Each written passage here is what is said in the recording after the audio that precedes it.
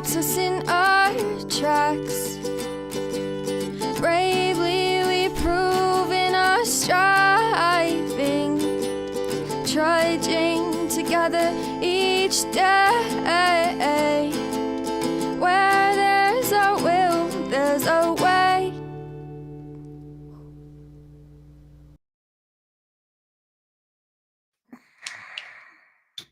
Good morning. Happy Sober Wednesday. Things just keep getting better and better.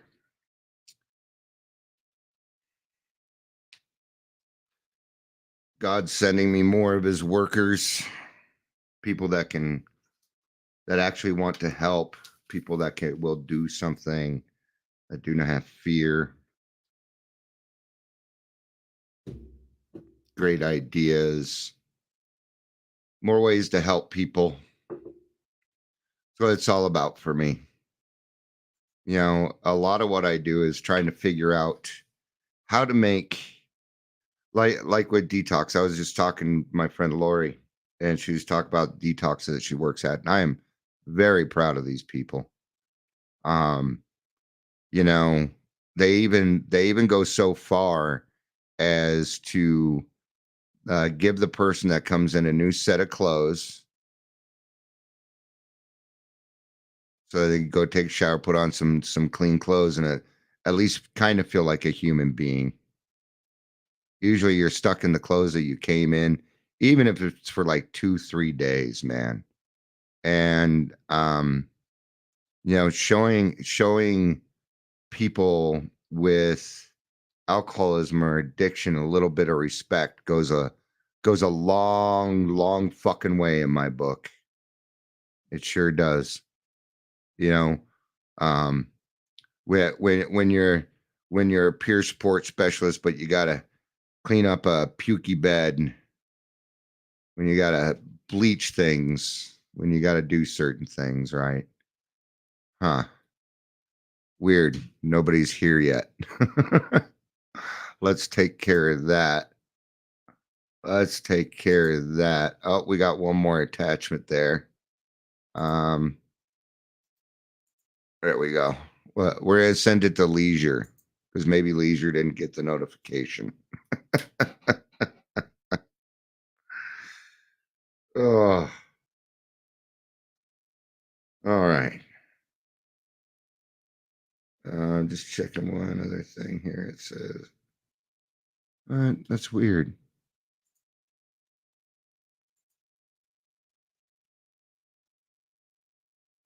Stuff is just acting weird. The whole internet is acting weird. Okay. All right. What does it say? Oh, calls. Why does it keep doing calls? There we go. All right. Today we're going to be talking about character building. I have a meeting today I have meetings at 10:30. You didn't get it today? Yeah. See, I had a feeling because nobody was here yet. I was at like 3 minutes. I'm like, I bet Leisure didn't get the so I sent it to you. What I'm gonna do is I'm just gonna put it on default. Hi, Patricia. Patricia on YouTube. Usually you're on Facebook, so good to have you. Good afternoon. It's good to see you. Yeah. I was just kind of talking about how God is sending me more of his workers. I got more information. The bullies are upset because they were getting ready to set up about 4 or 5 homes for children. Remember, these are the same people making songs about mushrooms, but they're not going to get it because it was cut. That means that these bullies, these what I call recovery bullies, do not have access to any more money. And now they cannot continue to live the lifestyle that they were riding so high on. Oh no. And that makes me happy. I know it shouldn't. Because it will, you know, is it a bad thing? No. No, it's not. Maybe they should learn how to live on their resources just like the rest of us do. Anyway, so it's working. It's already working. I'm day 3 into doing a lot of stuff. Tomorrow morning, there is an opiate. The Colorado Opiate Abatement Council is meeting. I get 3 minutes, and I got questions. I'm finally going to be able to confront the Attorney General to his face, and I'm going to record it, and I am going to put it out. Right? Absolutely, Patricia. Thank you. Where there's a will, there's a way. That's the end sentence in the theme song. Welcome to the Daily Trudge. Thank you for that leeway, Patricia. That was awesome. Welcome to the Daily Trudge. I'm Dion. I'm getting shit done. If you're here, please say hello, whether you're watching live or the rewatch. It's an exciting time for us. Finally, the red tape will be cleared so that we can actually get some things done. I've been doing a lot of confrontation, which I'm very, very good at. But today we're going to talk about character building. I wouldn't be very good at confrontation if I wouldn't have done some character building, which includes humility. It has got to include humility. We're going to be in the 12 Steps and 12 Traditions, page 44 is where we're going to be. All right. And thank you again for the 10,000 downloads. We are now at 10,100. But I'm actually going to stop counting that. It was exciting to get to 10,000, but honestly, the excitement's over. The excitement's over. So we're going to be on step 4 in here. All right. Woo-wee. All right. I'm actually just going to start at the beginning of step 4 on this, and we'll end on the bottom of page 44, probably is where we will end. Because one of my favorite lines in the 12 by 12 is going to be in the reading. Well, I'm going to make it in the reading. So let's get started. If you want to follow along, grab your 12 by 12. And I'm going to start on page 42. Let me get a little bit of talking juice in me, and we will get started. That's right. I'm drinking Coke straight out the bottle. Warm even. Can't have any ice, and I'm cutting back. This is yesterday's bottle too, and I didn't even finish it. Good for me. I'm doing so much better on that.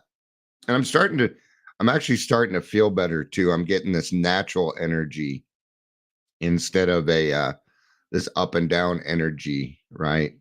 Absolutely, Amber. It's good to see you. I'm glad you're here. So creation gave us instincts for a purpose. Without them, we wouldn't be complete human beings. If men and women didn't exert themselves to be secure in their persons, made no effort to harvest food or construct shelter, there would be no survival. If they didn't reproduce, the earth would not be populated. I just got an email back. Okay, hold on. Okay, before we move forward. All right. So the director of East Metro Detox, who's going to be taking over the new detox, has done nothing. He has not gone out of his way. I mean, I've given them some great resources, and they refuse to follow through. They continue to use the resources that are leading people to death, like my friend, and I will not tolerate it anymore.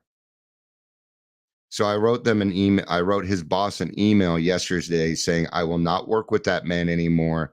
I called for him to be fired, and that they need to start putting together some decent resources, or I'm going to make it very difficult for them to be the vendor of the new detox. And I wrote his boss. She wrote me back. Would you like to hear what she said? I would. I'm curious. Let's see what she said.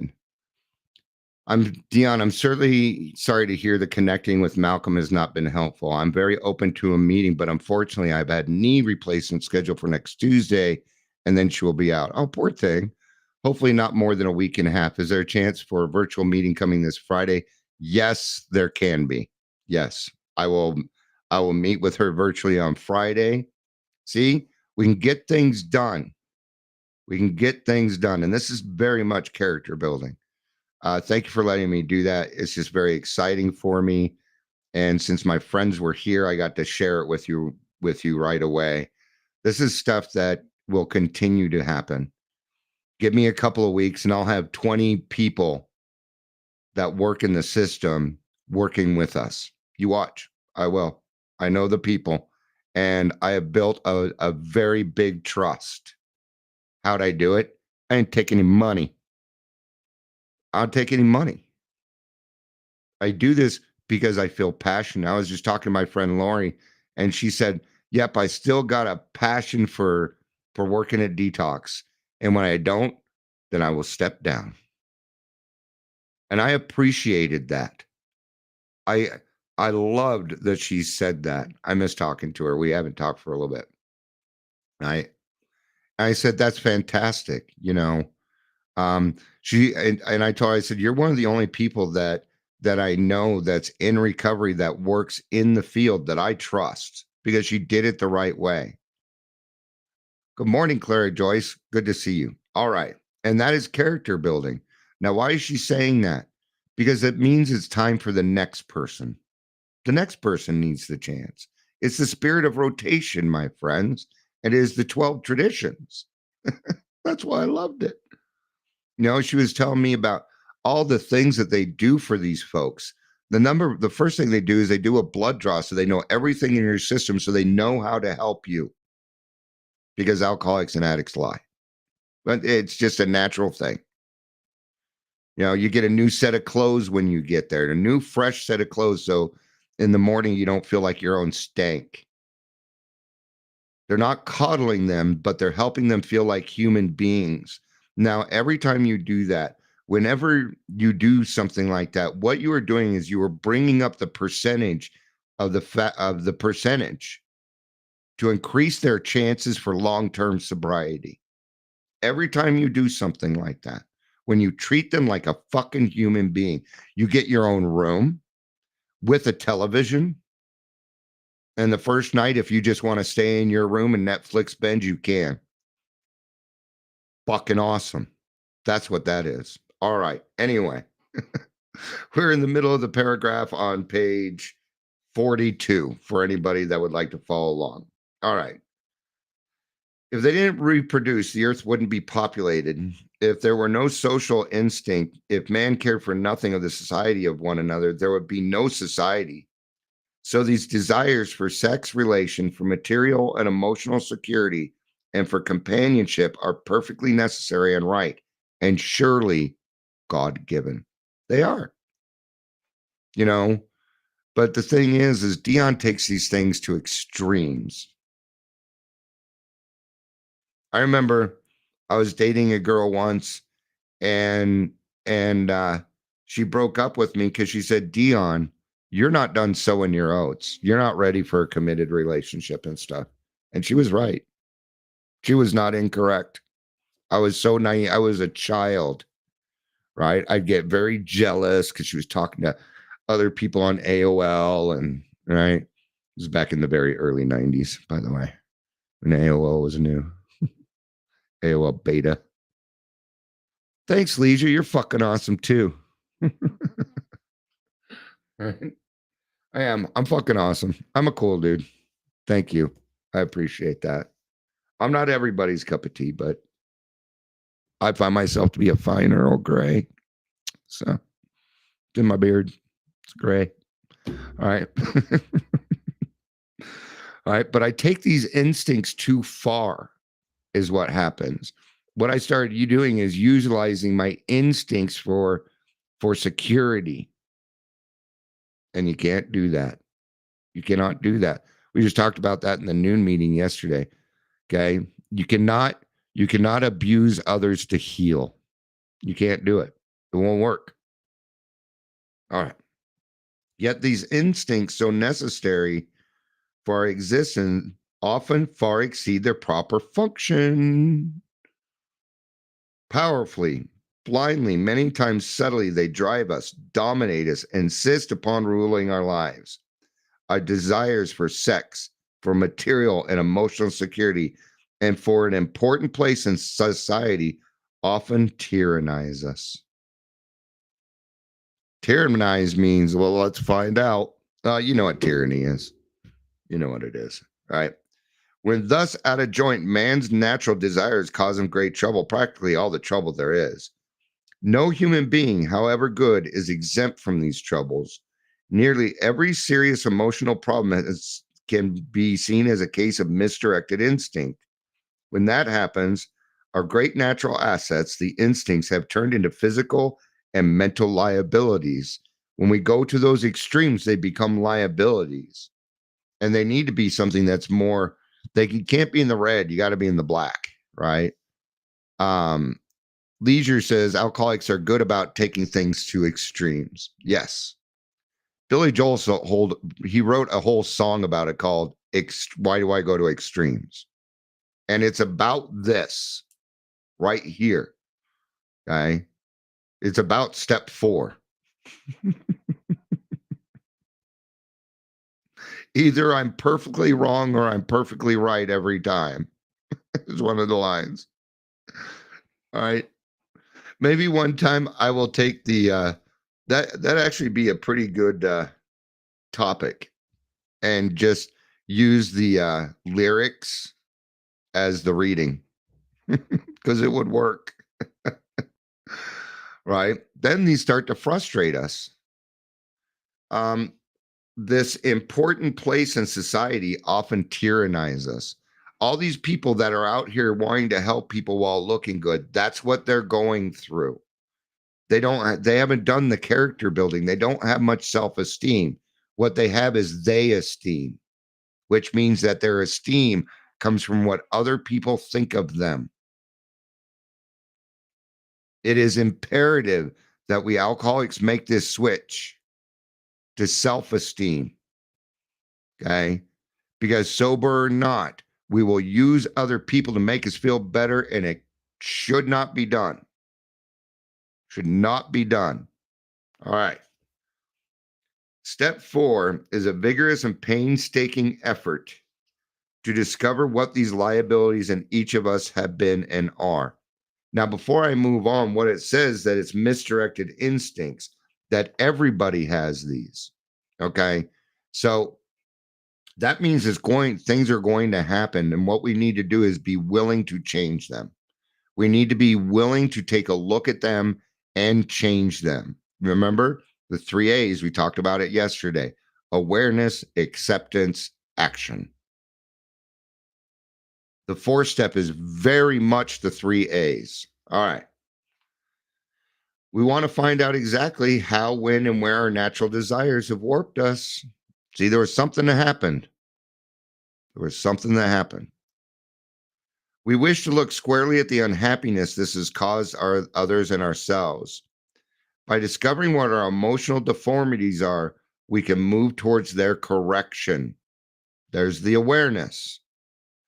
Without willing and persistent effort to do this, there can be little sobriety or contentment for us. Without a searching and fearless moral inventory, most of us have found that faith, which really works in daily living, is still out of reach. Yes, we need a faith that works in daily living.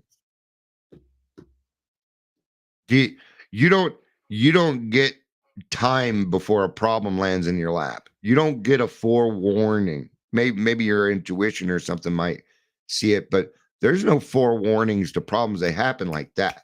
Bam, bam, bam, bam. Right? And it doesn't stop. It doesn't end. There's always going to be something to contend with. Pick your battles. Pick your battles and choose them wisely. Right? But the thing here is to have a searching and fearless moral inventory. This is why step 3 is so important. You cannot be fearless without courage. And the only place I have found courage is that when I tap that inner resource, which led me to my higher power. That's where that courage came from. I have a lot of courage right now. You think it's coming from me? Kinda. I'm a spiritual person, and therefore I'm connected. Okay. Yeah. Before tackling the inventory problem in detail, let's have a closer look at what the basic problem is. Simple examples like the following take on a world of meaning when we think about them. Suppose a person places sex desire ahead of everything else. In this case, this imperious urge can destroy his chances for material and emotional security as well as his standing in the community. Yes, I agree. Faith takes courage, and you get courage through faith. It's a paradox. It's a paradox. We alcoholics have a lot of paradoxes. And the reason is because we always have the cart before the horse. So it's a paradox to us. To non-alcoholics, it's not a paradox. It's a fact. Weird, huh? Kind of weird. All right. So when we demand upon sex all the time, our emotional security is going to go out the door because we think that sex is the emotional security. I thought it was.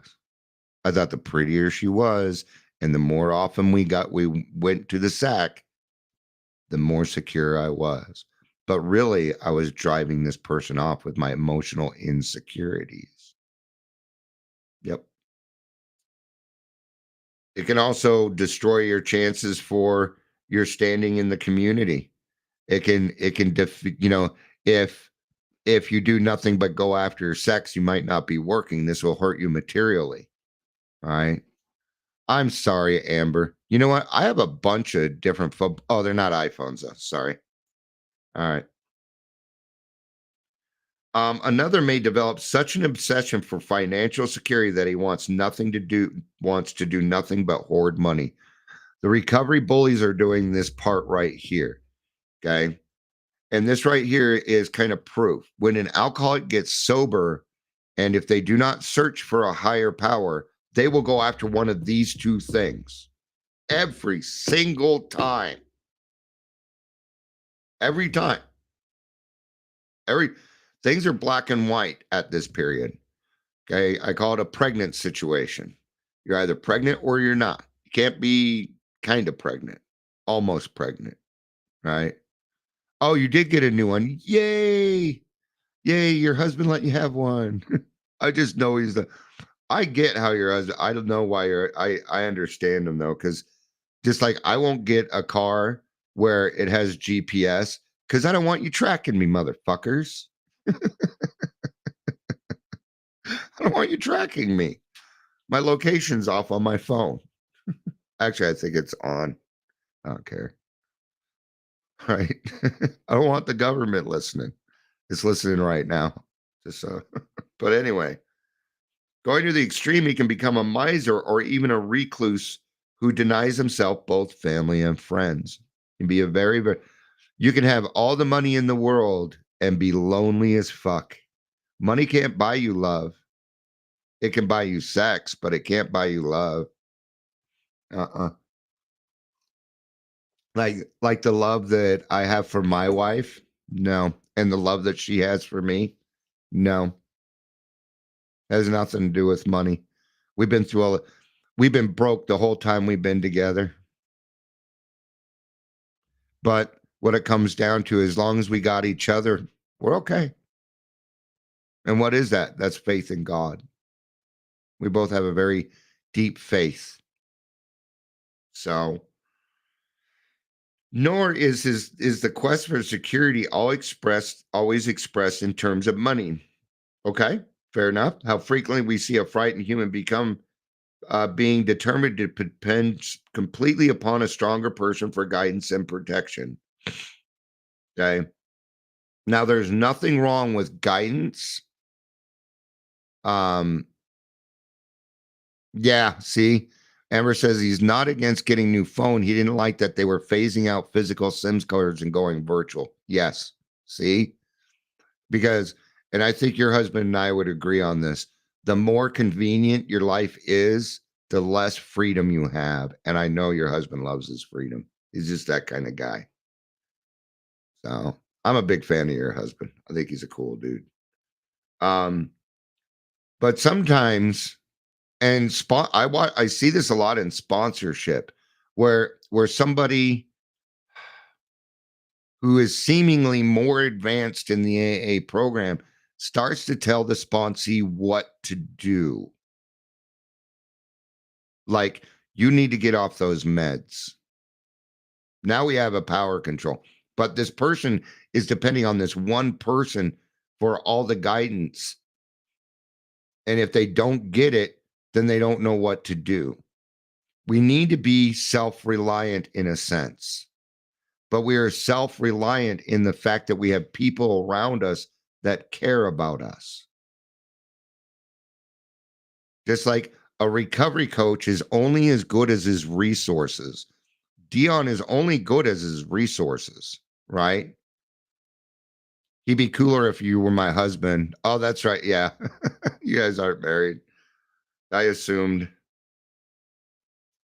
The weak one, failing to meet life's responsibilities with his own resources, never grows up. Disillusionment and helplessness are his lot. In time, all his protectors either flee or die, and he is once more left alone and afraid. We have also seen men and women go power mad, who devote themselves attempting to rule their fellows. All right. Leisure says we can only share our experience. That's right. All right. Who devote themselves attempting to rule others. My favorite line is coming up. These people often throw the winds of every chance for legitimate security and a happy life, family life. Here it is. Whenever a human being becomes a battleground for instincts, there can be no peace. And that's what I see going on in the recovery bullies. That's what they're doing. They are power mad. And if you don't do it their way, you're gone. Yeah. Their way. Problem is, they don't have a way. They say things like, people like this will say things like, well, I just do the next right thing. What? No. God, what do you need me to do next? They don't even ask. They just assume. These are the same kind of people that assume what other people's needs are. Like the homeless. People assume that what a homeless person wants more than anything in this world is a roof over their head. You would be wrong. If you think that, you're wrong. You know what they want? An understanding person who's willing to listen. But if you think that in order for that to happen, that you got to give them a sandwich on camera and look like a good person, well, now that is a battleground for instincts. Yeah. All right. Now we're getting to the point for the reading. Demands made upon other people for, okay. All right. But that is not all the danger. Every time a person imposes an instinct unreasonably upon other, unhappiness follows. If the pursuit of wealth tramples upon people who happen to be in the way, then anger, jealousy, and revenge are likely to be aroused. See, when we go out there with these instincts, these are the things that we're discovering that when we say, oh, well, I'm not hurting anyone. Well, here we are. Here we are causing anger, jealousy, and revenge.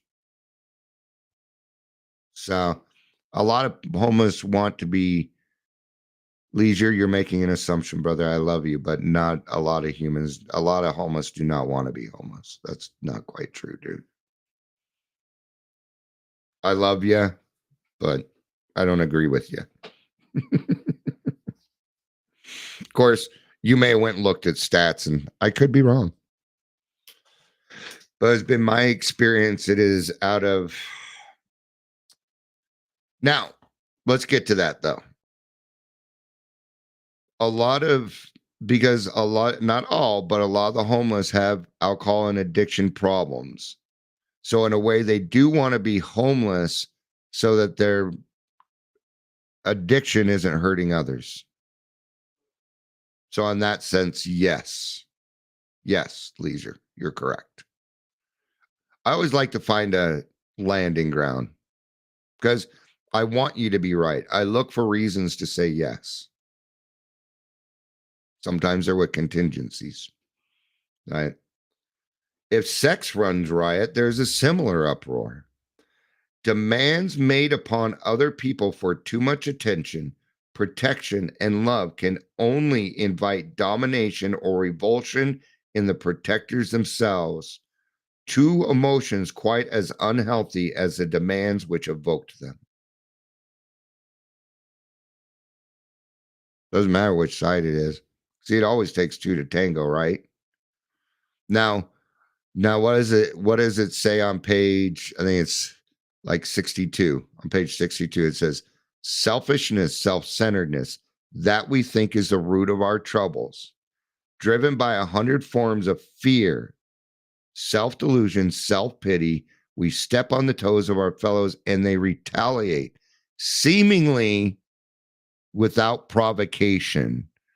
But we invariably found that we did something in the past that later places in a position to be hurt.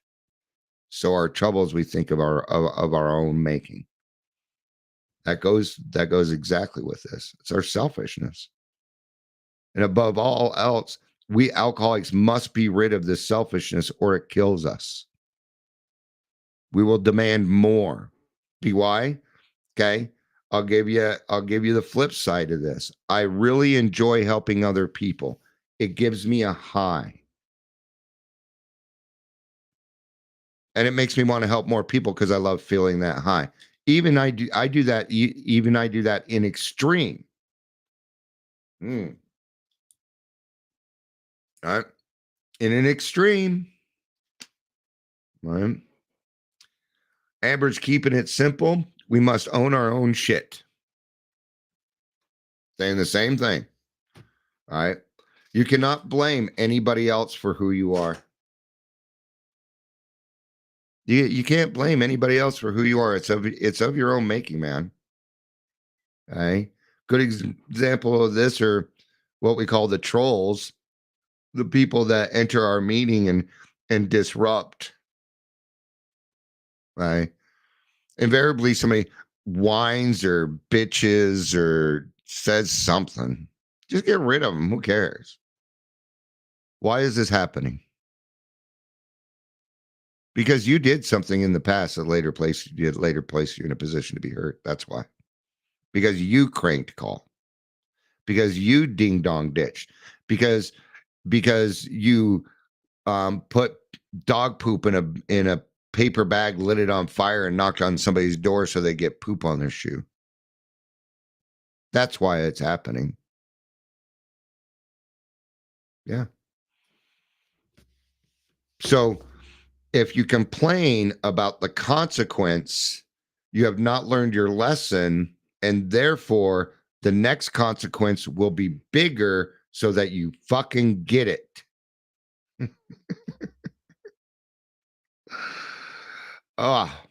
Couple things. Emma says, me, mine, I all day. I, self, me, the ism. Claire Joy says, self-imposed crisis by faith, there go I. But for the grace of God, go I. Wasting energy on unnecessary things, trying to control other people, aka the disruptors. Yeah. Okay.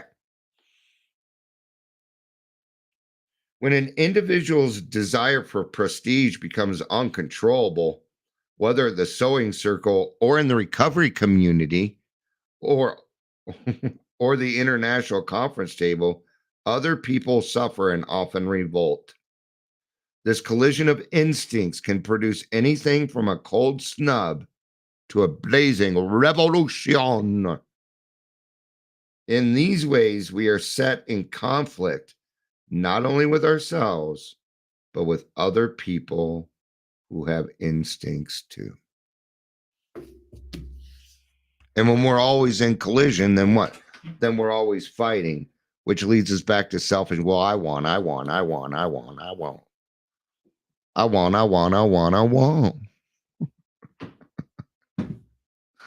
right, let's get to today's reading. I'm going to read the first part again. To demands made upon other people for too much attention, protection, and love can only invite domination or revulsion. 12 Steps of 12 Traditions, page 44. When I uncovered my need for approval in the 4-step, I didn't think I should rank as character. I didn't think it should rank as a character defect. Okay. Probably going to change your mind here. I wanted to think more of it as an asset, that is, a desire to please people. Huh. You're probably not. You'll if you stick around in the program long enough and take on sponsees, you're going to find that you have codependency problems. It comes with alcoholism. It's the extreme swing. Oh, I heard all these people, so now I've got to please all of them. It's the sway, the extreme sways that we have. Okay. Is it like a true codependent? No, not in that extreme. No, for as long or as much. But remember that we have these big sways. It's the balance that we need to be in there, right? So it was quickly pointed out to me that this need can be very crippling. Today, I still enjoy getting the approval of others, but I'm not willing to pay the price I used to pay to get it. Yeah, I will not bend myself into a pretzel to get others to like me. If I get your approval, that's fine, but if I don't, I will survive without it. I am responsible for speaking what I perceive to be the truth, not what I think others want me to hear. Yeah. It's about the truth, man. Got to seek that truth. Yeah. Inner truth. You got to go there first. That's character building. Similarly, my false pride always kept me overly concerned about my reputation. Since being enlightened in the AA program, my aim is to improve my character. Character building and humility are the way that go. What others think of me is none of my business. I agree. I absolutely agree with you, Clara. I'm gonna put a little thought in our brain here, because it is really none of my business. Now, I used to run around saying I don't care what anybody thinks of me, which is a little different from what she's saying. Just so you know, I just put it in my mind. But I do care what people think of me. I do. What they think of me is none of my business, really.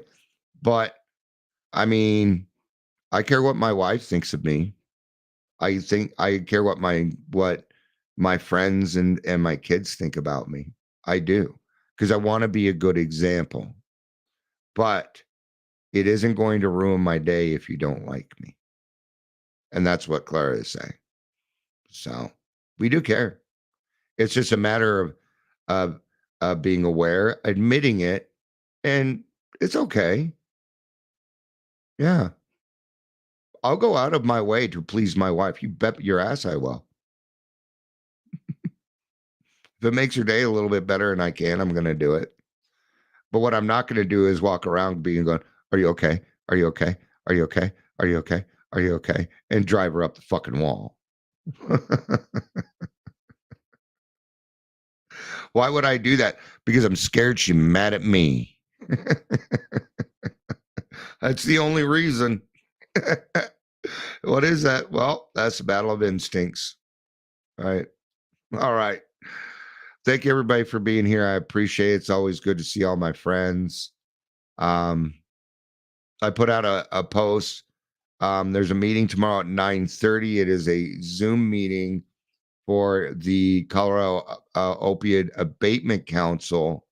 If you would like to see me rip into the Attorney General and watch eyes widen as I ask very tough questions.